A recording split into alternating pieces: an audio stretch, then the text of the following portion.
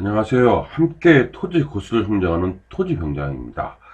이번 시간에는 토지 투자 연구관 정규 과정에서도 상당히 비중을 두고 있는 이 농어촌 주택과 고양주택이 있습니다.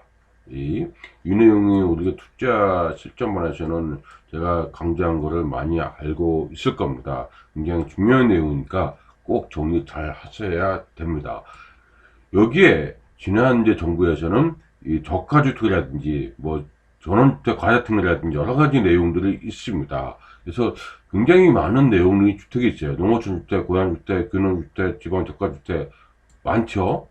이게 은근히 또 헷갈립니다.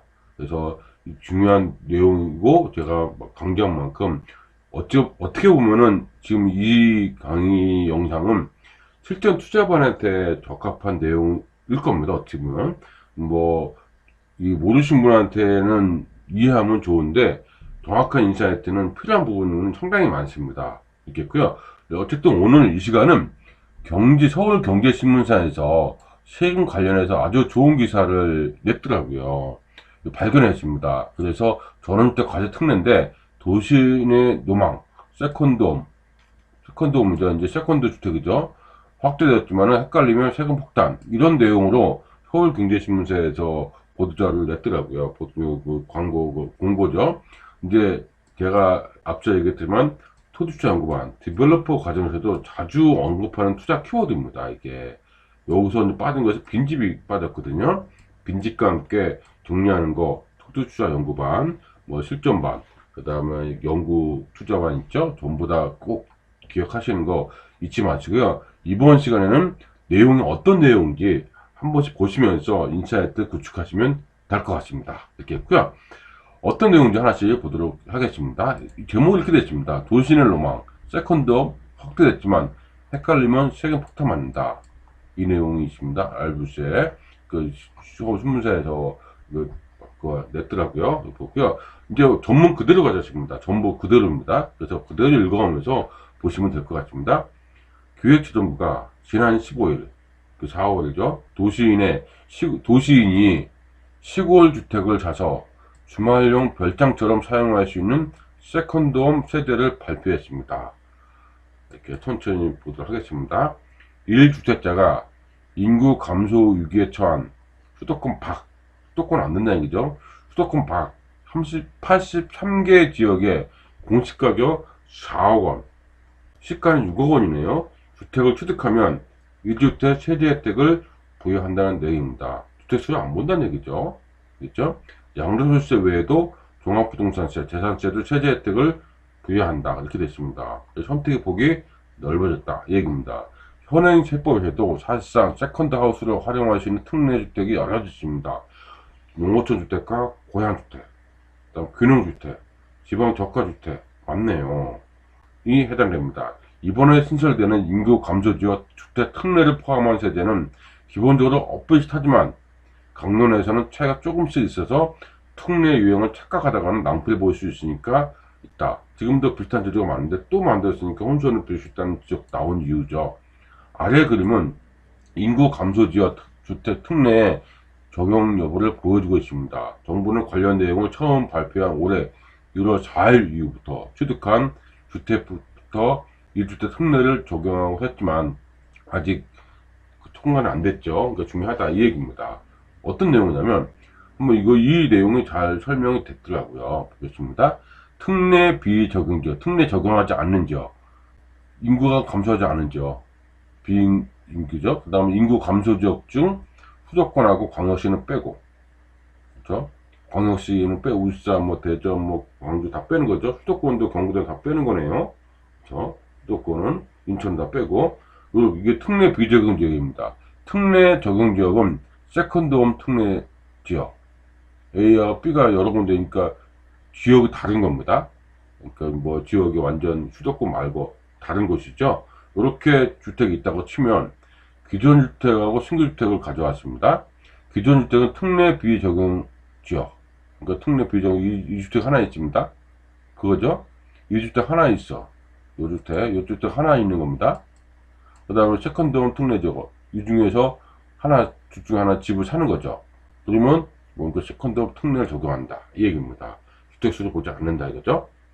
그 다음에 이제 특례지역 A하고 특례지역 B죠.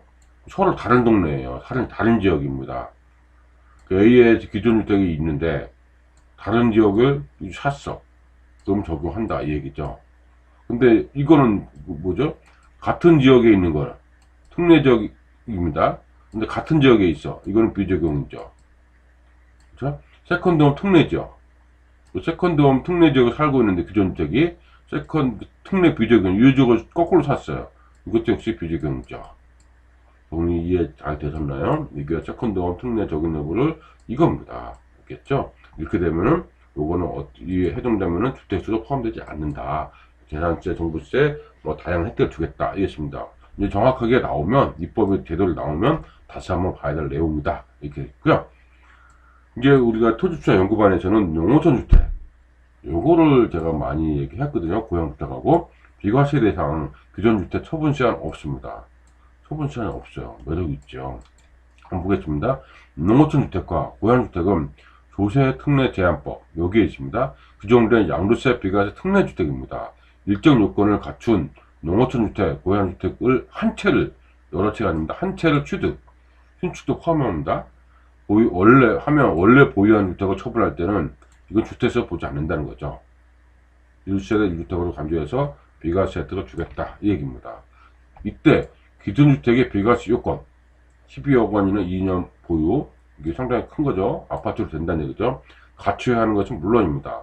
두 유형 주택은 기존에 보유하던 일반 주택의 처분 시한이 별도로 정해진 것으로서 사실상 세컨하우스로 활용할 수 있다. 계속 세컨하우스 쓰는 안 팔아도 된다는 얘기죠. 그죠?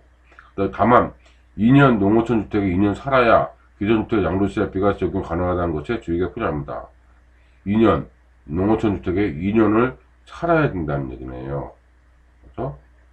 기존 주택의 비과세 적용이 가능하다는 것을 주의해야 한다. 이겁니다. 알겠죠? 이겠고요. 농어촌 주택을 두 채 보유하면 또 안 돼. 안 되는 거죠. 농어촌 주택 보유하면 안 된다. 이 얘기입니다. 있겠고요. 세법상 농어촌 주택은 수도권 요거 규제지역, 조정대상 지역, 그다음 도시지역을 제외한 지역의 읍면 인구 20만 이하의 26개 지역에 존재한 3억 원 이하의 주택을 의미합니다. 요겁니다. 26개 시는 아니에요. 이거 좀 더 물어보면 됩니다. 더 많은 지역에 포함됩니다. 그래서 3억 원 이하의 주택을 의미합니다. 그래서 고양주택 지정 요건은 농어촌 주택 거의 동일한데 농어촌 주택과 달리 토지가 허가구역도 도시지역도 허용되는 게 차이점입니다. 알겠죠? 그래서 기존의 200평, 260평범 이하의 조건은 폐지됐어요. 이거 없어졌습니다. 요 26개 시입니다. 차이점은 고양주택이 가족관계 등록부에 10년 이상 등재된 지역, 해당 지역에 10년 이상 거주한 사실이 있어야 된다는 거죠. 이게 고양주택이죠. 예를 들어서 초중고기를 다닌 고양지역에 해당되는 것이죠. 반면 농어촌 주택은 연고지 요건이 없습니다.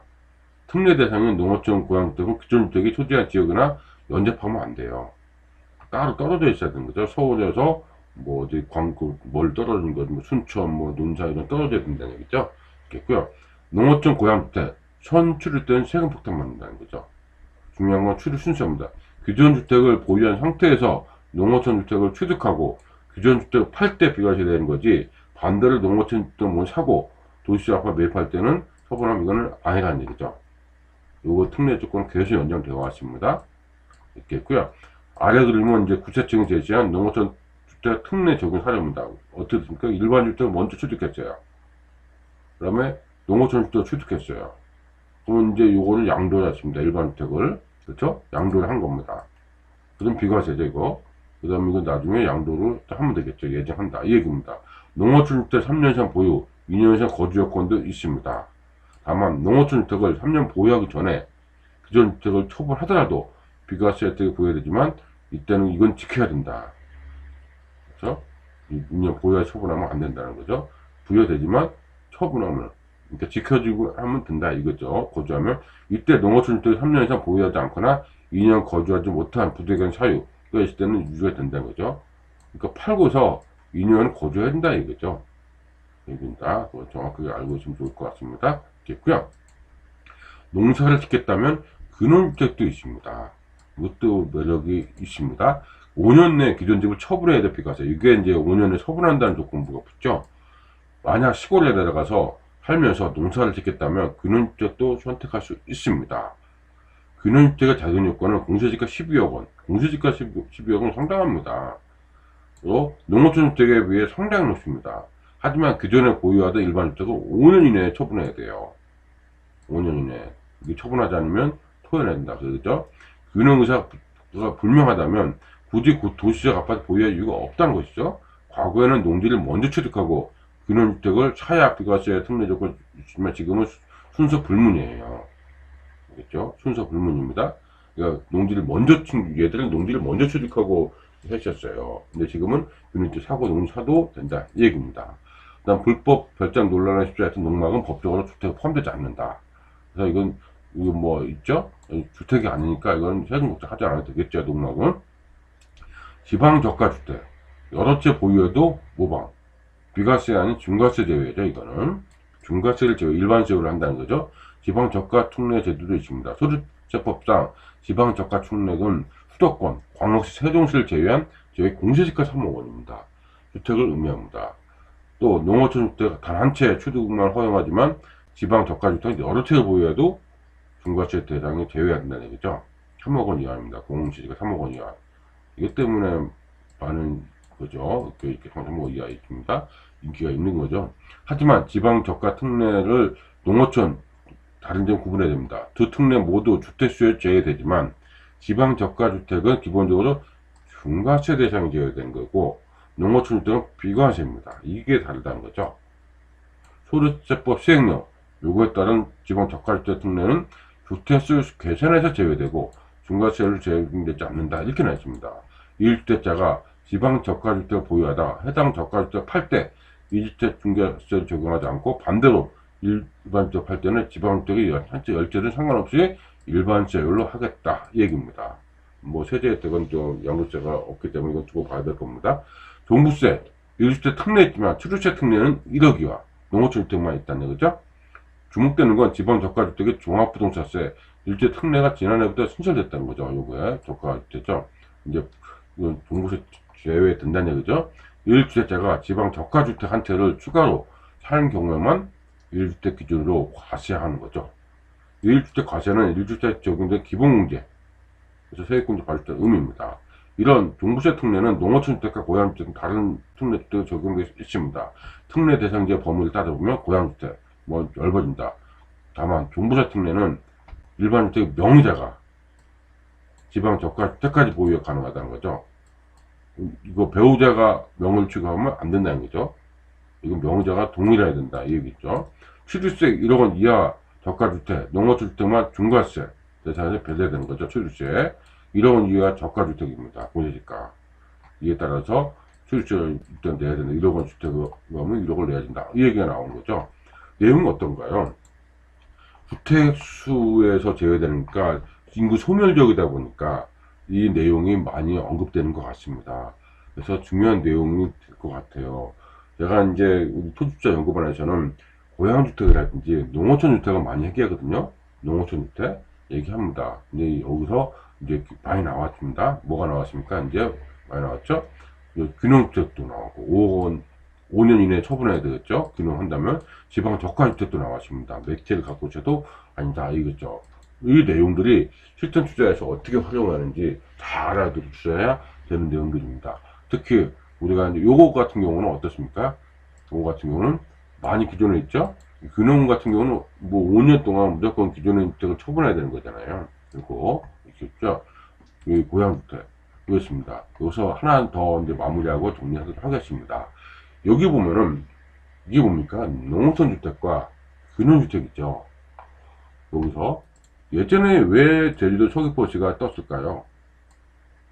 예전에 가만히 보면은 가만히 대천시, 개정시, 공주시, 논산시, 보령, 당진, 서산, 동해, 삼척, 속초, 태백, 김제, 남원, 정읍, 광양, 나주 어떤가요? 그냥 한때는 그래도 꽤 주목을 받았던 지역들입니다. 완전히 소멸지역 그런 지역은 아니죠. 20명 이하이신데 그렇죠? 완전 소멸지역은 아니죠. 그러니까 그 얘기는 그래도 주목받았던 시야입니다. 이유가 뭘까요? 이게 주택수에 포함되지 않으니까. 알겠죠? 그래서 이유가 있었습니다. 서귀포시에 뜨는 이유가 있었어요. 그렇죠? 고양 농어촌 주택, 하나 농어촌 주택, 고양 주택, 아파트는 해당될까요? 안 될까요? 역시 기존 주택이 아니면 있고 농어촌 고양 주택은 아파트도 매입해도 괜찮은 거죠. 그래서 여기 보니까 농어촌 주택은 뭐라 했습니까? 3억 원 이하의 주택이죠. 3억 원, 4억 원. 아파트가 3억 원 미만이면 농어촌 주택, 고양 주택이 된다는 겁니다. 그러니까 아파트를 서울에 살면서 지방에도 보유할 수 있는 농어촌 주택이 있다는 겁니다. 고양 주택이 있는 거죠. 그래서 매력을 보시면 될 것 같습니다. 이제 면적 요건도 없어졌습니다. 그러면 뭡니까? 예전엔 200평 이하의 땅이 있으면 여기 주택만 됐었거든요. 주택. 그죠? 주택. 그러니까 이 3억 원 이하의 주택. 땅 빼고. 그러니까 이게 이제 면적 요건이 없어졌어요. 그럼 면적을 크게 하고 조그마한 주택 하나 있어도 되겠죠. 그래서 이런 인사이트가 필요하다는 것이 중요한 내용인 것 같습니다. 있겠고요. 이번 시간에는 제가 이제 따로 뭐 하는 것보다 정리하는 것보다 기사 내용을 가지고 그대로 읽었습니다. 정리했습니다. 이거 자주 보시면서 인사이트 구축하는 내용이 상당히 많이 있거든요. 이렇게. 그래서 이 내용이 앞으로 그 지방의 살리기에 큰 축이 될 것 같습니다. 왜냐하면 지방 소멸지대에 다양한 혜택을 줘가지고 지방의 완전 소멸은 방지해야 되지 않습니까? 이렇게 있고요. 여기다가 이제 우리는 뭘 또 공부해야 된다? 제가 늘 강조했죠. 빈집이죠. 빈집까지 같이 이 내용하고 주택하고 같이 연구를 하면 분명히 지방에서도 토지 투자가 보일 수가 있다는 점 늘 강조하고 있죠. 알겠죠? 이번 강의는 토지 투자 연구반이라든지 그 연회원반, 엑스퍼트 뭐 이런 분들한테 오히려 정리의 시간이 될 것 같습니다. 정리의 시간. 그죠? 그 얘기는 뭐예요?